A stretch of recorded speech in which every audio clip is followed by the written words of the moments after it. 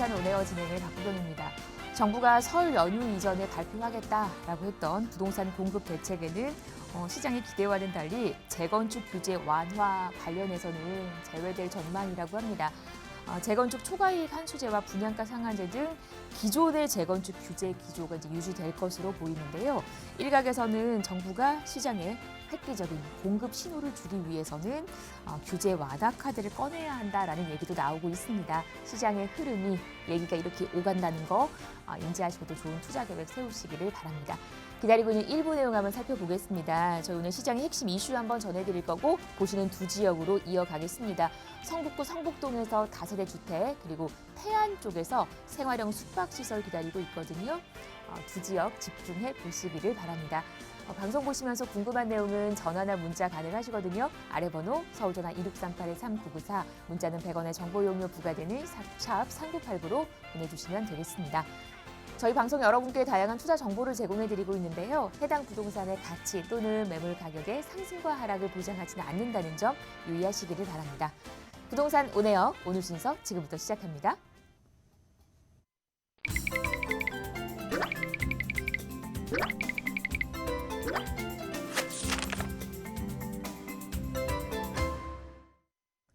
자, 부동산 온에어 저희 오늘 이분과 함께 일부 얘기 나누겠습니다. D&L 종합건설 민철기 대표 나와주셨습니다. 안녕하세요, 대표님. 안녕하십니까, 민철기입니다. 작년에 이어서 올해도 풍부한 유동성과 그리고 저금리를 기점으로 해서 지금 자산 가격이 상당히 많이 오르고 있습니다. 그래서 신종 용어인 30, 40대가 모든 거를 빨리 은퇴하고 이제 더 이상 이제 남은 노생을 상당히 빠른 시기에 논다라는 의미로 파이어족이라는 것이 상당히 지금 각광을 받고 있다고 하는데요. 그만큼 부동산 시장도 상당히 급등을 하고 있고 또한 주식 시장도 상당히 올라가고 있고 전체적으로 자금이 흐르는 상황에 있습니다.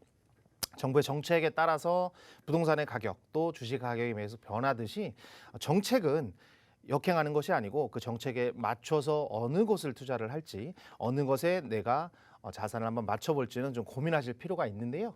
오늘도 한번 이슈를 좀 정리를 해보시고 같이 하시면서 과연 어느 곳에 어떤 방법으로 어떤 투자를 하는 게 좋을지에 대해서 한번 고민을 하도록 하겠습니다. 오늘은 작년 8월부터 조금 변경이 되기 시작해서 지금 많이 자리 잡은 취득세에 대해서 오늘 말씀을 좀 드리려고 하는데요.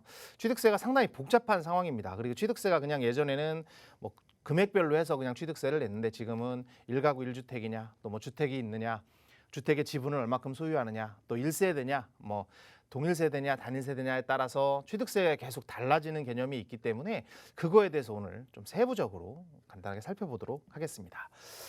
오늘 하기 전에 부동산에 대해서 간단히 말씀을 드리면 부동산뿐만 아니라 준부동산에 해당하는 것들도 뭔가 취득을 할 때 내는 취득세, 그래서 뭔가 살 때 내는 취득세가 있고요. 그리고 이것은 부동산은 단기적으로 1개월 후에 판매를 하고 2개월 후에 판매를 하는 주식하고는 약간 다르기 때문에 한번 매입을 하면 적어도 몇 년 동안은 보유를 하고 있는 상황이라서 살 때 내는 취득세 외에 보유를 할 때 내는 세금, 즉 많이 듣는 재산세와 종합부동산세라는 게 보유할 때 내는 세금이라고 보시면 됩니다.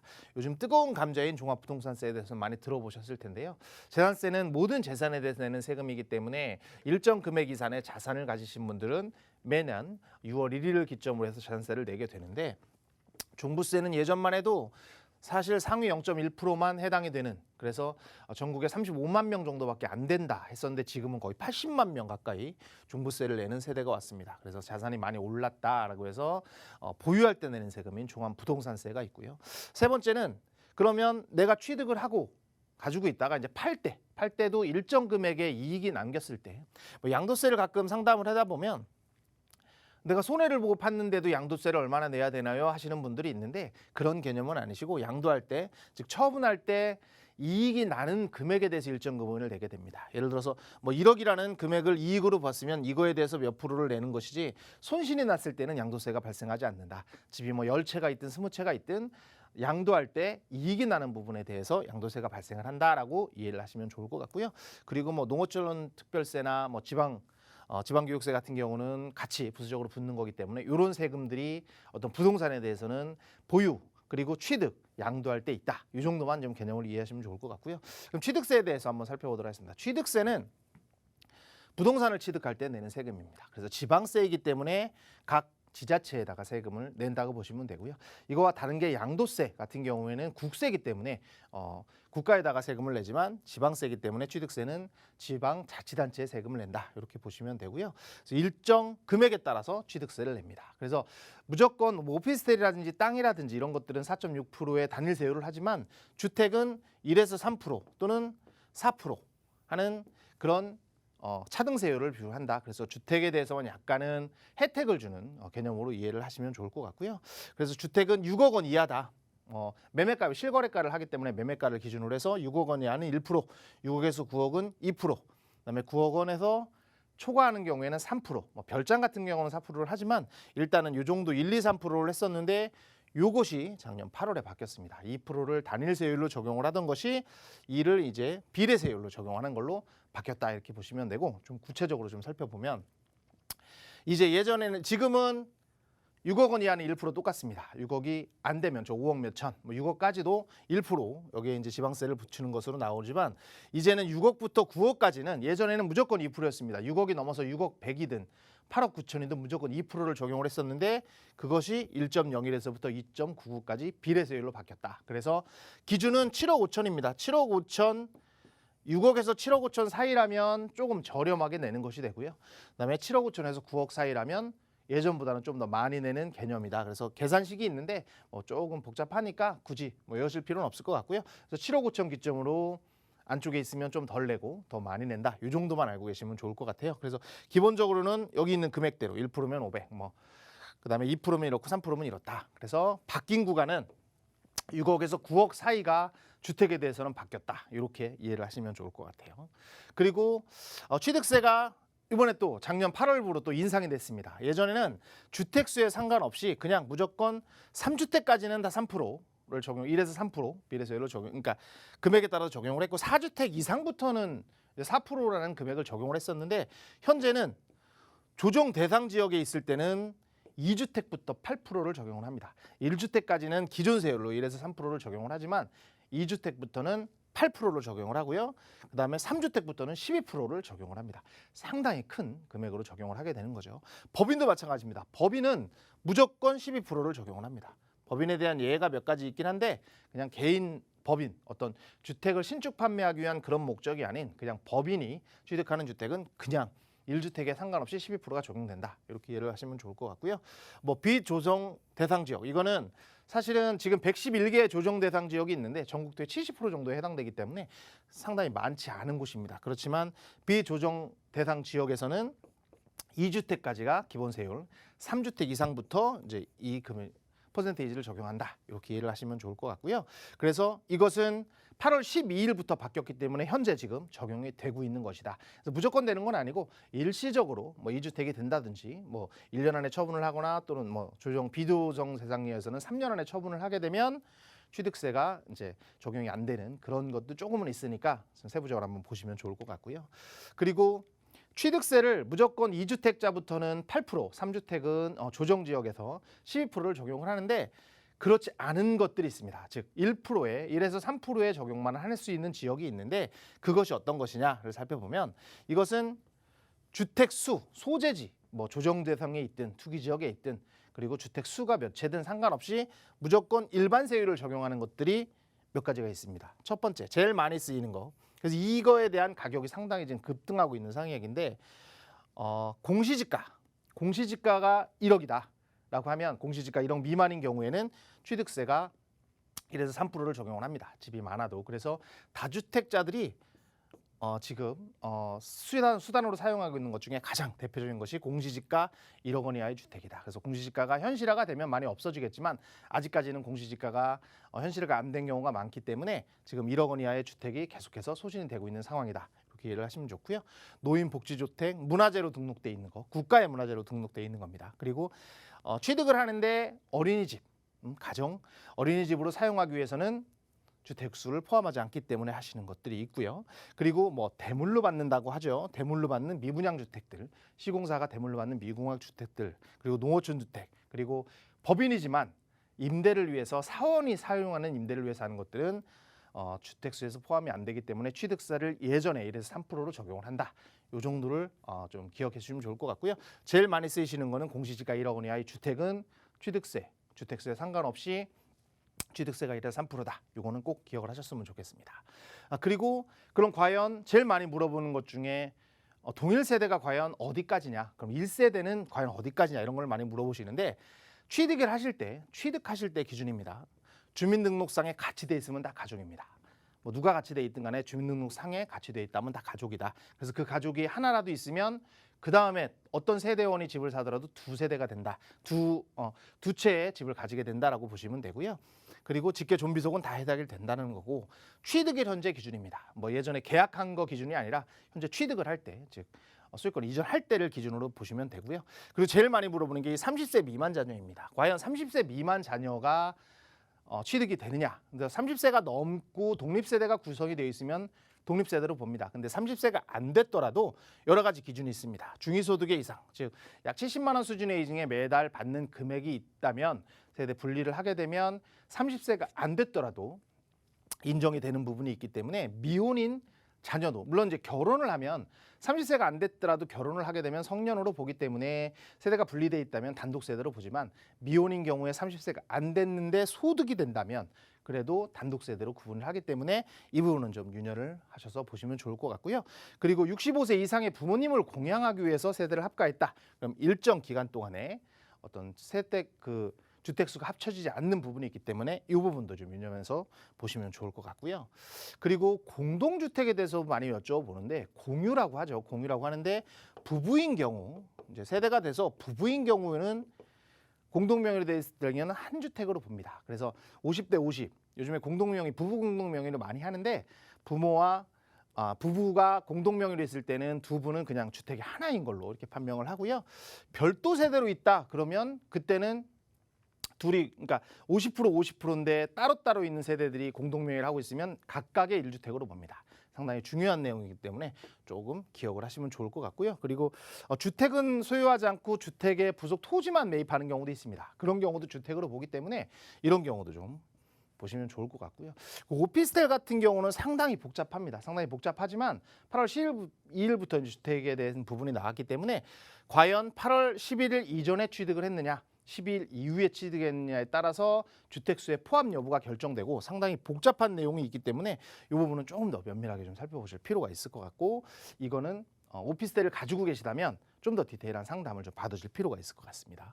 그리고 그럼 과연 이 취득세 구간을 1에서 3%, 그러니까 1에서 3, 또 다주택자들은 중과하고 하는 이유에 대해서 과연 왜 그러면 그런 것들을 했는지를 살펴보면 그냥 1에서 3%로 1%, 6억에서 9억 가진 2%, 뭐 9억 이상은 3%를 했던 것을 6억에서 9억 구간을 나눈 거에 대해서는 이 문턱효과라는 게 있습니다. 즉 6억을 초과했을 때는 6억으로 딱 맞추는 경우가 있고 뭐 9억을 초과했을 때는 9억으로 맞춰서 약간 거래가 어떤 약간은 허위가 되는 경우가 상당히 많았기 때문에 그것을 방지하기 위해서 차라리 그대로 비례세율로 했다라고 보시면 좋을 것 같고 그리고 취득세가 감면되는 효과도 있습니다. 정부에서 주장하는 얘기지만 7억 5천 미만인 경우에는 6억에서 7억 5천 사이는 취득세가 줄어들기 때문에 취득세 감면 효과도 분명히 있다. 그리고 다주택자 취득세가 중과가 되었기 때문에 다주택자들은 또 취득을 할 때 취득세가 12%를 하기 때문에 약간은 꺼려지는 게 있어서 이 부분 때문에 거래가 많이 줄어든 효과가 있습니다. 그래서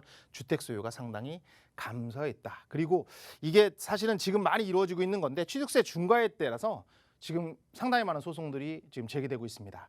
취득세 중과가 아니라고 생각해서 취득세를 납부를 했는데 나중에 주택으로 판명이 돼서 이게 취득세가 다시 부과가 되고 중과가 되고 하는 경우가 상당히 많아서 분쟁의 가능성이 상당히 많고 그리고 아까 중간에 말씀드렸듯이 공시지가 1억 이하의 주택에 대한 급등이 상당히 진행되고 있습니다. 그래서 이 부분에 대해서 효과들이 나타나고 있기 때문에 취득세는 당장 취득을 할 때 내는 세금이라서 실제로 중요한 부분입니다. 그래서 취득을 하실 때는 과연 내가 이거에 해당되는지 아닌지에 대해서 면밀히 살펴보시고 취득을 하시면 좋을 것 같습니다.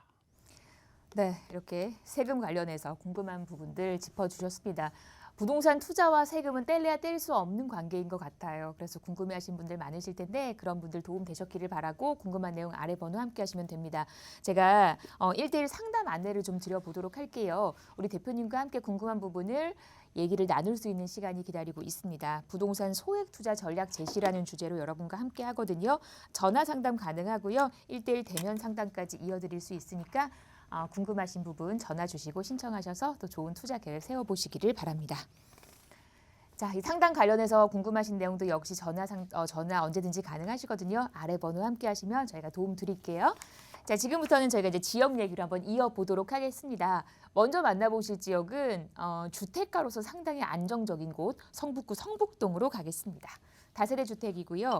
4호선 한성대 입구역과 가깝습니다. 시세가 3억 6천에서 3억 8천만 원대거든요. 지금부터 성북동 얘기 자세히 나눠보도록 하겠습니다. 자, 대표님 저희 오늘 첫 지역은 성북동이거든요. 지역에 대한 설명 부탁드릴게요.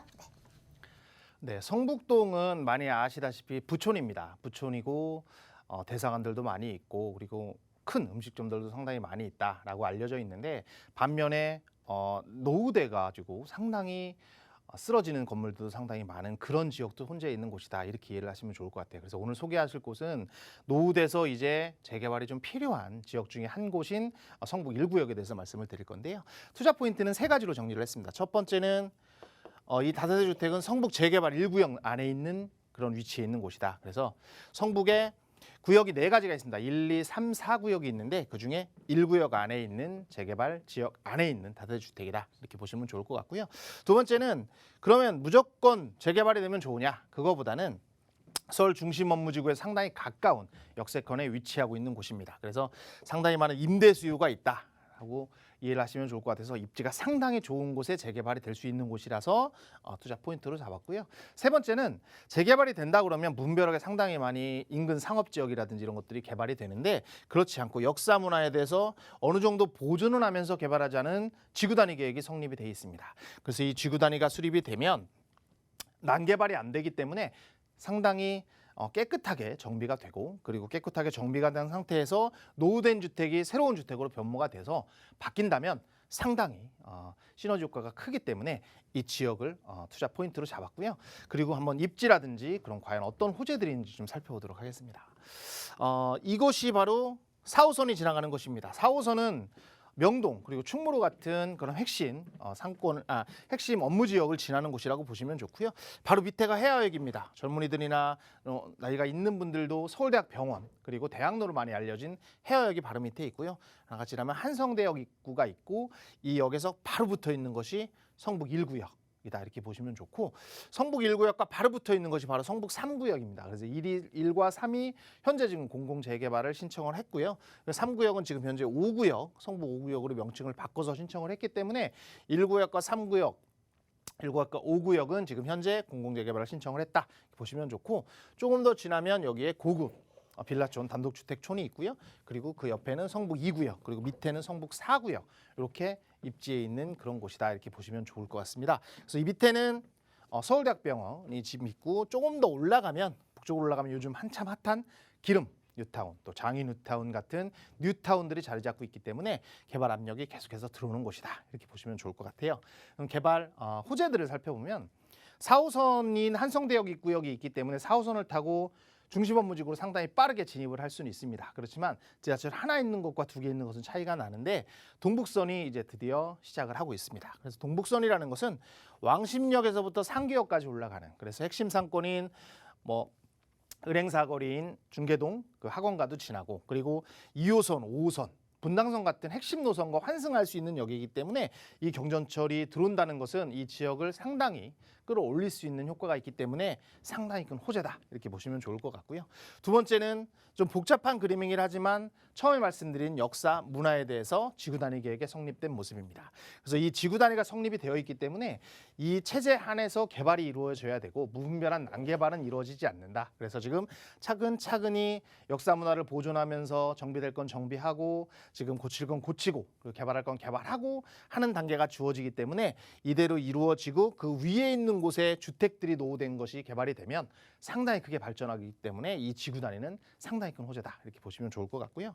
세 번째는 현재 지어져서 올해 아마 완공이 될 겁니다. 총 3층 규모로 지어지고 있는데 500억에서 600억 정도의 예산을 가지고 창작연극지원센터가 지어지겠습니다. 한성대역에서 나오면 바로 있는데 이것은 예전에 대학로에 소극장들이 상당히 산재해 있어서 젊은이들이 많이 끌었다면 이곳으로 다 집결을 한다. 그래서 소극장들이 많이 집결을 해서 이 소극장에서 연극도 이루어지고 영화 상영도 하고 해서 상당히 문화들을 위해서 젊은이들을 많이 끌 수 있는, 그래서 젊은이들의 거리가 되면 지역의 상권이라든지 어떤 지대가 살아나는 효과가 있기 때문에 이 또한 상당히 큰 호재다 이렇게 보시면 좋고, 마지막으로는 공공재개발의 신청입니다. 이 성북은 동의율이 76% 정도를 받아서 공공재개발을 신청을 했기 때문에 이번에 3월에서 4월 정도에 발표되는 곳에 상당히 유력하게 지금 발표가 예상이 되고 있는 지역이라고 보시면 좋고요. 그래서 1구역과 5구역이 3구역이 신청을 했지만 사실 3구역보다는 1구역이 훨씬 더 확률이 좋고 공공재개발로 지정이 된다면 상당히 빠른 속도로 재개발이 이루어질 수 있는 가능성이 있다 이렇게 보시면 좋을 것 같아요. 마지막으로 가격을 말씀드리면 현재 예상되는 시세는 투룸 기준으로 3억 6천에서 3억 8천만 원으로 형성이 되어 있고요. 전세는 2억 5천에서 2억 6천, 그래서 실제로 전세를 활용하신다면 9천만 원에서 1억 원으로 성북동의 다세대 주택을 만나실 수 있습니다. 네, 거주 환경 좋은 성북동에서 다세대 주택 전해드렸습니다. 궁금하신 내용 아래 번호로 함께 하시면 저희가 상담 도와드릴 거고요. 자, 지금부터는 또 다른 지역, 저희 충남 태안 쪽으로 한번 가볼게요. 소원면에 위치한 생활형 숙박시설입니다. 천리포 해수욕장 가까운 곳이라고 해요. 시세가 1억 5천에서 4억까지 형성이 되어 있는데 지금부터 자세한 얘기를 나눠보도록 하겠습니다.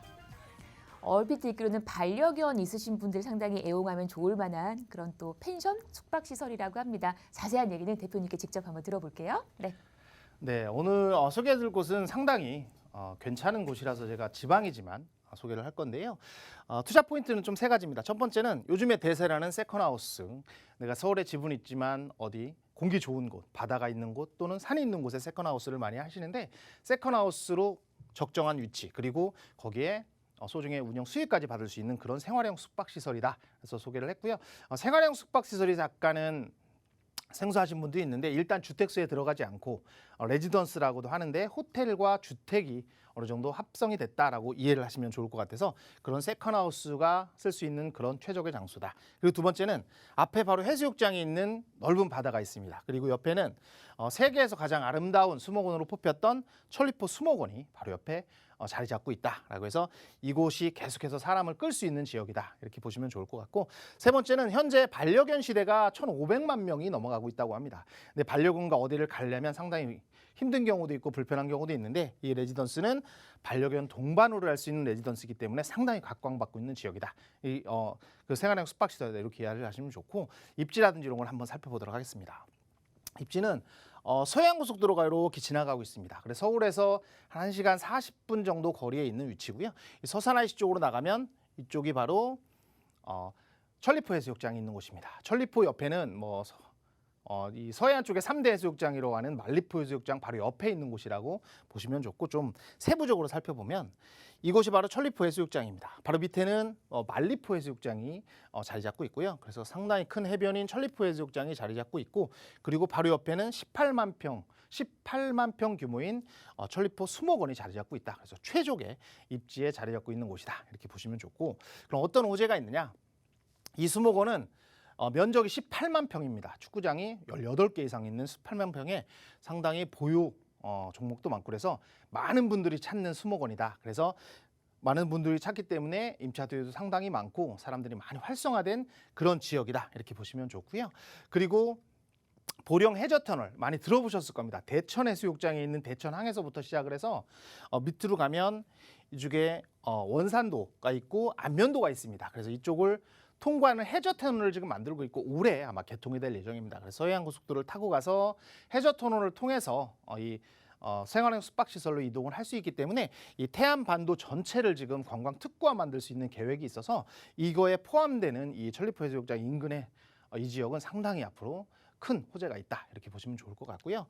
그리고 신진도 바로 밑에 있는 섬입니다. 그 원산도와 안면도 위에 있는 섬인데 신진도에 해상 케이블카도 만들어지고 있습니다. 그래서 해상 케이블카가 하나 만들어지는 곳에는 정말 관광객들이 많이 모이기 때문에 이 해상 케이블카까지 추진이 돼서 지금 계속해서 계획이 된다면 상당히 각광받을 수 있는 곳이다. 이렇게 보시면 좋고 마지막으로는 반려견들을 위한 어떤 놀이공원이 있다. 그래서 반려견과 같이 잘 수도 있고 반려견들이 와서 심심하기 때문에 이런 도그파크라든지 이런 것들이 생활형 숙박시설의 안에 있어서 상당히 각광받는 곳이다. 이렇게 보시면 좋을 것 같아요. 그래서 체크포인트를 한번 보면 반려견과 같이 할 수 있는 그런 최적의 곳이다. 그리고 정말 많이 볼 것이 있는 해수욕장과 수목원 인근에 있는 생활형 숙박시설이다.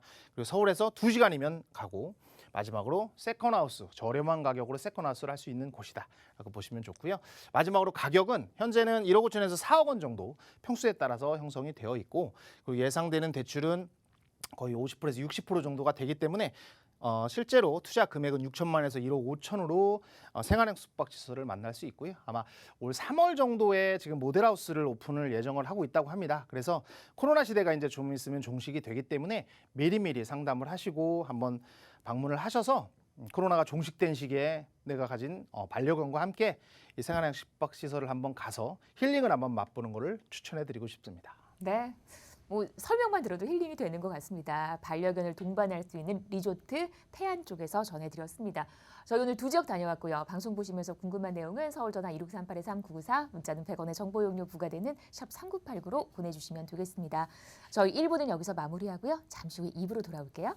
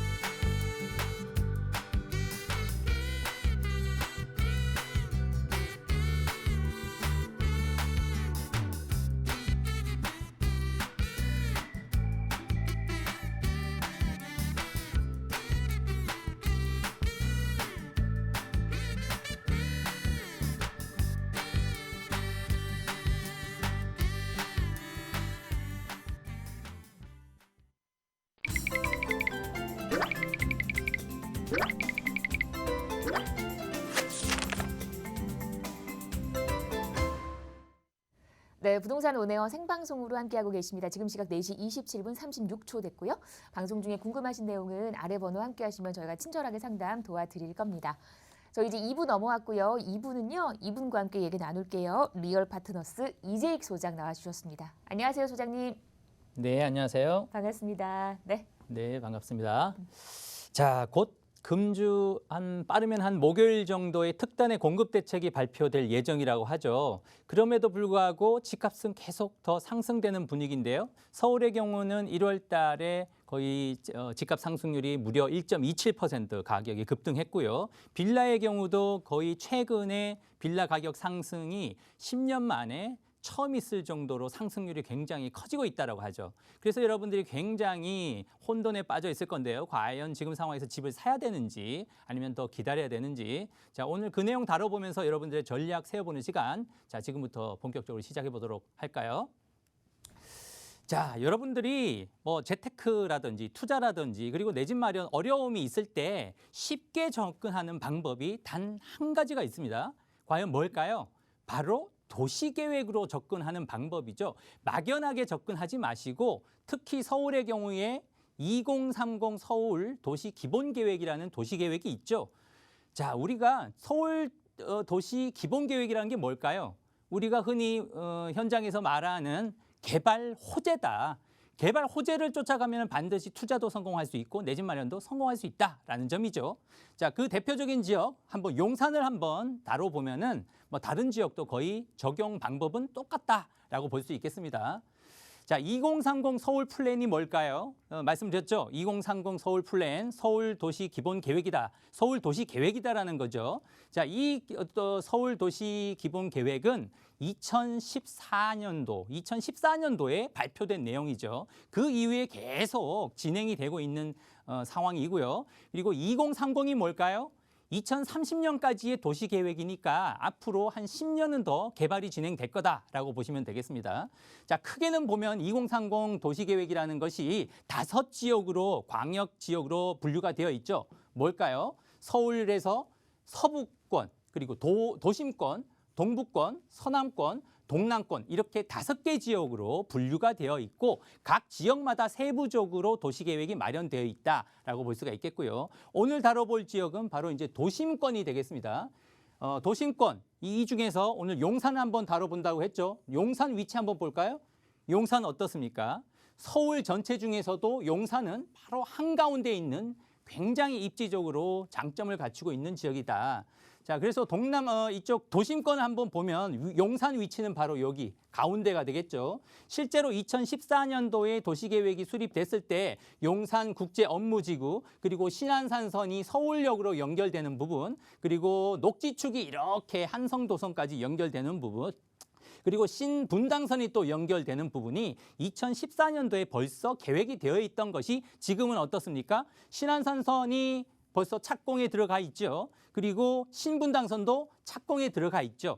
이처럼 도시계획이라는 것은 발표가 되고 나서는 순차적으로 진행될 수밖에 없다라고 볼 수가 있겠습니다. 자, 그만큼 도시계획을 쫓아가면 여러분들이 막연할 필요가 없다라는 점이죠. 자, 용산 한번 볼까요? 용산은 크게 지금 이렇게 보이시죠? 용산 바운더리가 이렇게 용산구가 있죠. 근데 용산구는 특징이 이렇게 반으로 나눠서 설명해 볼 수가 있겠다. 가운데 뭐가 있습니까? 용산공원이 있죠. 용산공원을 기점으로 동쪽과 서쪽으로 나눠 볼 수가 있는데요. 동쪽의 경우는 저밀 저층 개발이 가능한 지역이고 그리고 서쪽은 고밀 개발이 가능한 지역이다. 자, 지역으로 보면 이 지역에 대표적으로 한남 뉴타운이 있겠고요. 그리고 고밀 개발이 가능한 지역은 서울역에서부터 용산역까지 연결되는 이쪽 상업지 지역으로 분류될 수 있겠다라고 볼 수가 있겠습니다. 자, 더 디테일한 한번 살펴볼까요? 먼저 저층 개발, 저밀, 저층 개발이 가능한 이쪽 지역 한번 볼까요? 한남 뉴타운이 대표적인데요. 이쪽 지역의 특징은 바로 남산이 있다라는 점이죠. 자, 우리 도시계획 중에 한강변 관리 기본계획이라고 있는데요. 이 내용 중에 바로 남산이 포함된 내용이 있습니다. 서울에는 주요산 자연조망 관리 지역이라고 해서 북한산과 남산 그리고 관악산이 있는 지역은 아무래도 높이에 제한을 받는다. 어떤 이야기냐 하면 지금 남산의 경우는 한강 건너편이죠. 동작대교 남단이라든지 반포 그리고 반포대교 남단이라든지 반포 북단 그리고 한남대교 남단에서 남산을 바라봤을 때 이 가운데에 있는 지역 대표적인 지역이 어딜까요? 한남 뉴타운이죠. 한남 뉴타운과 같은 지역은 고층으로 지을 수 없다. 즉 이쪽 남단에서 남산을 바라봤을 때 남산을 가리면 안 된다는 점이죠. 그래서 실제로 한남 뉴타운 3구역의 경우는 2019년도에 29층 정도로 계획이 되던 것이 지금은 22층으로 좀 낮아졌다라는 부분이죠. 즉 이쪽 용산구에서도 동쪽에 있는 지역은 저층으로 지을 수밖에 없겠다라는 부분이고요. 자. 서쪽은 어떨까요? 동쪽, 용산구 중에서도 이쪽 지역, 용산역과 서울역이 있는 지역은 어떨까요? 지금 용산 지구단위 계획으로 묶여 있는 지역이죠. 자, 지구단위 구역이라는 게 뭘까요? 자, 특정 구역을 지정을 해서 종합적이고 체계적으로 공간 계획을 한다. 즉 이쪽 지역은 용산역에서부터 서울역까지 이 용산 지구단위 계획 구역은 고층 고밀 개발이 가능하다라는 점이죠. 대표적으로 용산 국제업무지구 있죠. 그리고 정비창 남단지구 개발이 있고요. 용산 국제업무지구 개발뿐만 아니라 용산역 전면지구 개발, 아세아 아파트 주변 지역 개발, 그리고 삼각지역 역세권 지구도 있고요. 신계 그리고 문배 지구 있고요. 그리고 동자 가로월 지구 있고요.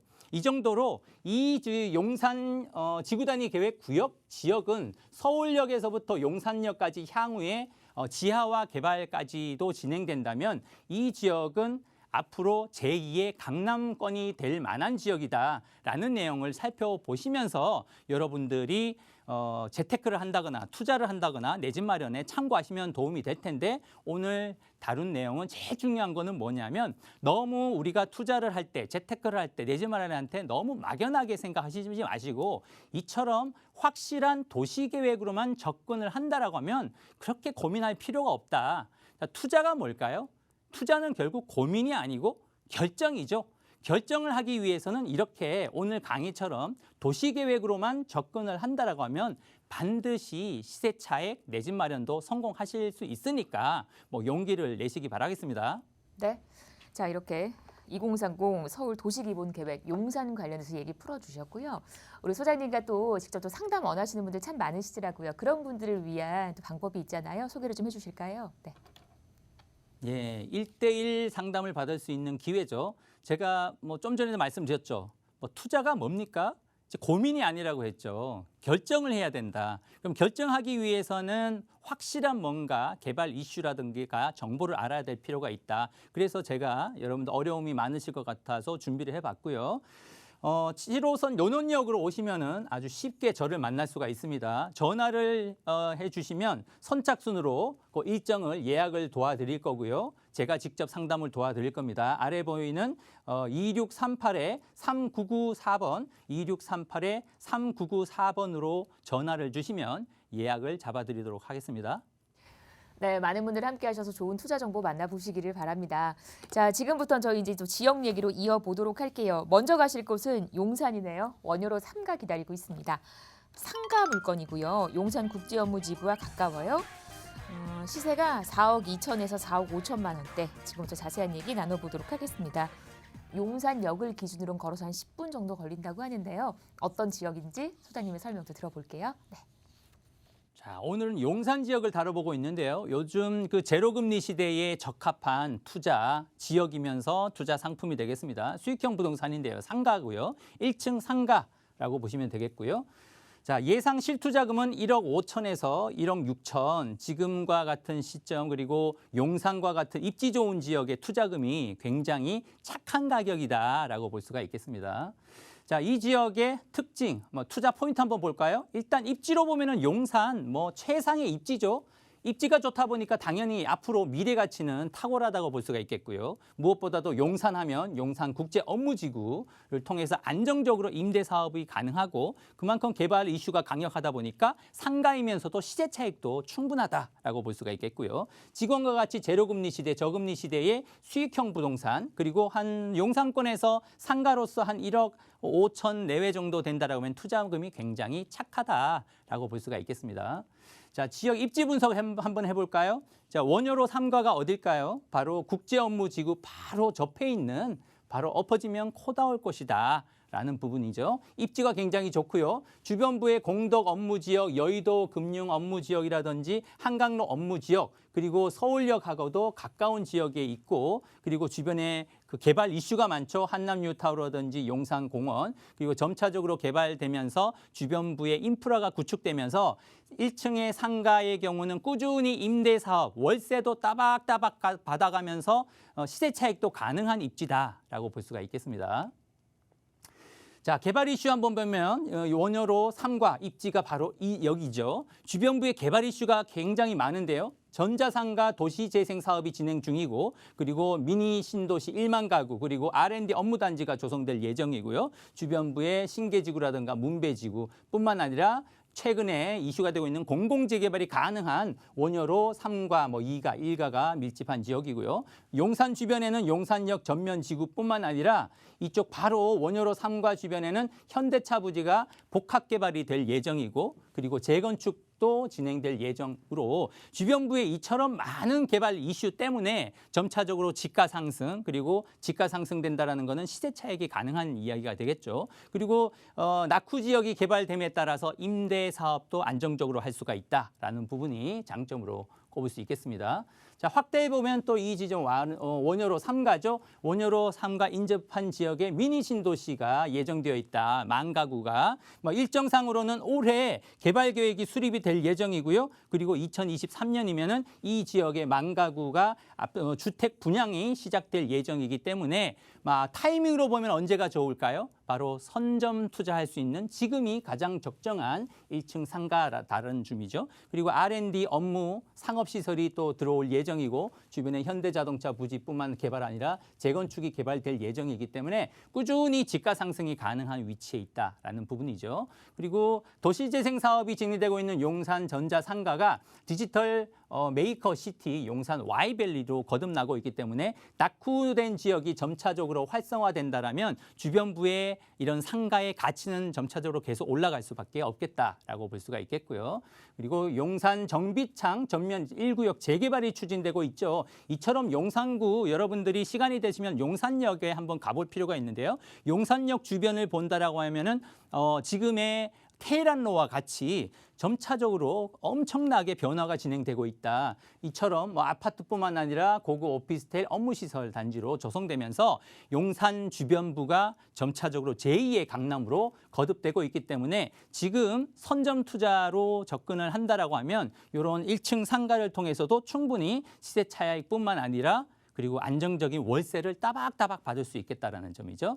자, 시세를 보면은 한 4억 2천에서 4억 5천 형성되어 있고요. 월세를 넣는다라고 하면 보증금 한 2천에 120에서 130 정도, 그리고 예상 대출이 한 60% 예정하면은 2억 5천에서 한 2억 7천 정도. 그럼 실투자금이 한 1억 5천에서 1억 6천 정도 되겠죠. 그렇다면은 세전으로 따졌을 때 임대 수익률을 따져 보니까 거의 한 6%가 넘어가더라고요. 그러니까 이 점처럼 경기가 어려울 때 임대 수익률이 한 6% 이상 나오는 아주 시세 차익도 가능한 좋은 위치에 1층 상가를 찾기가 굉장히 힘든데 이런 물건을 좋은 타이밍에 한번 결정을 한다라고 하면 안정적인 임대 사업도 가능하고 시세 차익도 가능하겠다라는 말씀 드리겠습니다. 네, 용산에서 상가 물건 전해드렸습니다. 궁금하신 내용 아래 번호 함께 하시면 자세한 상담 받아보실 수 있고요. 계속해서 다음 지역 갈게요. 이번에 용산에서 그리 멀지 않은 행정구역상으로는 중구에 포함되는 만리동으로 갑니다. 서울역 주변이고요. 투룸 다세대 주택, 서울역에서 걸어서 2분입니다. 시세가 3억 7,500에서 4억 9,500대. 지금부터 자세한 얘기 나눠보도록 하겠습니다. 서울역 모르는 분 안 계시잖아요. 어떤 지역인지 자세한 설명 한번 들어볼게요. 네. 네, 실제로 서울역은 용산구인데요. 용산구이면서도 바로 접해 있는 지역 만리동이 있습니다. 사실은 만리동이 용산구로 헷갈리는 분도 많을 정도로 거의 용산구에 바로 접해 있다. 자, 행정구역상으로는 중구가 되겠고요. 만리동 하면 서울역에서 도보로 한 2분 거리. 서울역 출구에서 바로 나오면은 바로 보이는 지역이죠. 그만큼 지하철 역세권이다. 자, 앞으로 지하철 역세권이 왜 중요하냐면 이번 주에 또 발표될 예정으로 있는 공급 대책이 있죠. 공급 대책을 보면은 역세권 주변부 한 500m 이내 지역을 규제 완화를 통해서 고층 고밀 개발을 한다라고 하죠. 그럼 대표적으로 서울역과 같이 이런 가까운 지역은 주변부에 굉장히 낙후된 지역이기도 하고 서울역하고 가깝기 때문에 이런 지역을 잘 선점 투자를 한다라고 하면 나중에 개발도 가능하고 역세권 개발을 할 수가 있기 때문에 그만큼 이 가능성이 높은 지역을 선점 투자를 통해서 시세 차익 또는 내 집 마련도 가능하겠다라는 부분이 되겠습니다. 예상 실투자금은 1억 3천에서 한 1억 8천 정도. 이 용산구 일대, 중구 일대로 보면은 투자금이 역시 굉장히 착하다라고 볼 수가 있겠죠.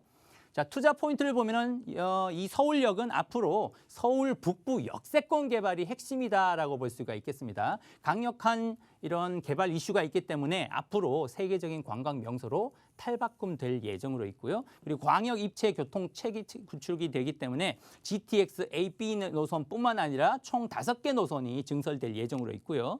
그리고 서울역에서부터 용산역까지 지하화되기 때문에 이 지역 앞으로 서울역에서부터 용산역 주변부가 제2의 강남이 기대되는 지역이다라고 볼 수가 있겠습니다. 자, 입지를 한번 분석해 볼까요? 자, 서울역이 어디라고 했습니까? 바로 만리동이 어디라고 했죠? 서울역하고 바로 맞닿아 있다고 했죠. 바로 이 위치가 되겠습니다. 서울역 주변부는 뭐 익히 잘 알고 계시죠? 임대사업 공실 없이 안정적으로 잘 할 수 있는 지역이죠. 강북 중심 업무 지역 가깝고 공동역 업무 지역, 용산역하고도 가깝고 여의도하고도 이제 그 지하철로 신안산선이 연결될 예정으로 있고 강남까지도 이제 신분당선이 착공에 들어가 있기 때문에 향후에 강남까지도 가까워진다. 제일 대표적으로 GTX A 노선이 서울역에서부터 삼성역까지 연결이 된다라면 거의 뭐 앞으로 GTX 개통되는 한 4년 후 정도로 보면은 강남 접근성이 시간상으로 GTX 타면 한 5분 정도로 가까워지겠다라고 볼 수가 있겠고요. 자, 실제로 도시계획상 2030 플랜에 보면 3도심 핵심 지역이죠. 바로 이 위치, 한양도선, 서울역이 바로 이 위치에 되겠고요. 그리고 서울역 만리동 주변부는 바로 GTX A 노선하고 GTX B 노선이 만나는 위치가 바로 여기 서울역의 만리동이 되겠다. 그 정도로 입지가 굉장히 탁월하다라고 볼 수가 있겠죠. 자, 지금 만리동이 있는 서울역이 여기죠. 서울역의 개발 이슈로 본다라고 하면 GTX A 노선, GTX 그리고 B 노선과 신안산선 그리고 수색, 광명 지하철 그리고 신분당선 등 이렇게 5개 노선이 추가로 증설되기 때문에 앞으로 서울역 주변의 만리동으로 유입 인구가 굉장히 폭발적으로 늘어날 수밖에 없겠다. 수요자가 늘어나면 어떻습니까? 땅값도 상승하고 집값도 상승하고 그리고 임대값도 상승하면서 뭐 임대사업으로 보나 그리고 시세차익 투자로 보나 아주 좋은 위치다라고 볼 수가 있겠죠. 자, 바로 만리동이 서울역 맞닿아 있다고 했죠. 서울역에서 나오면 엎어지면 코 닿을 정도로 가까운 지역이다.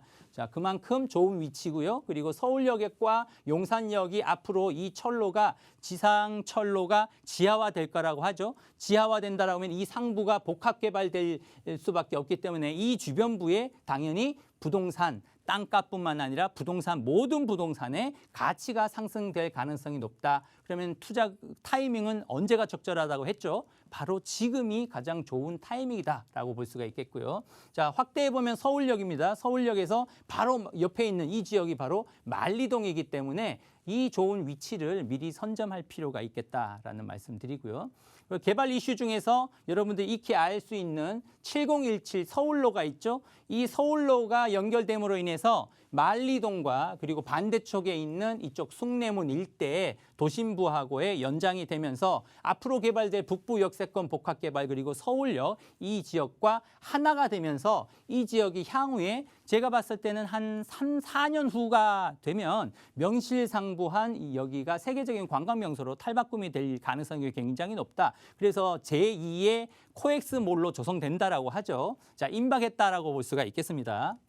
자, 이 중에서 가장 핵심되는 내용이 서울역 북부 복합 개발지라고 했죠. 이 지역에는 호텔과 그리고 주거시설, 컨벤션 시설 그리고 서울로가 연장되는 바로 만리동 여기가 중요하다라고 말씀드렸고요. 이 북부 복합 개발지에는 뭐가 들어서냐 한번 본다면 여기 호텔이 들어서고요. 그리고 오피스가 들어서고 주거시설도 들어서고요. 복합시설이 들어섬으로 인해서 지금 중간에 있는 7017과 연결되고 바로 앞에 있는 서울역과 연계가 되면서 이 지역이 아마 3, 4년 후가 되면은 아마 한국의 대표적인 세계적인 관광 명소가 된다. 그럼 이 인근에 있는 바로 배후 지역이죠. 여기 보이시는 바로 뒤쪽에 있는 지역이 만리동이다. 만리동의 이런 집가 상승 그리고 집값 상승이 기대되는 이유가 바로 여기 있다라고 볼 수가 있겠습니다. 자, 마지막으로 이 지역의 투룸 다세대 주택의 시세를 보면 3억 7,500에서 4억 9,500 형성되어 있고요. 전세가 2억 4,500에서 한 3억 1,500 정도 형성되어 있기 때문에 실제로 투자금은 1억 3천에서 1억 8천 정도로 뭐 이 지역 용산이라든가 이 입지 좋은 이 지역 초역세권 엎어지면 코 닿을 정도로 가까운 지역으로 본다라고 하면 투자금이 굉장히 착하다라고 볼 수가 있겠습니다. 이런 착한 투자금을 가지고 미리 선점하기 좋은 지역이다라는 말씀 드리겠습니다. 네, 이렇게 중구 만리동까지 다녀왔습니다. 궁금한 내용 전화 주시고요. 소장님, 한 30초 정도 시간 될 것 같아요. 우리 상담 안내 좀 도와주실까요? 네.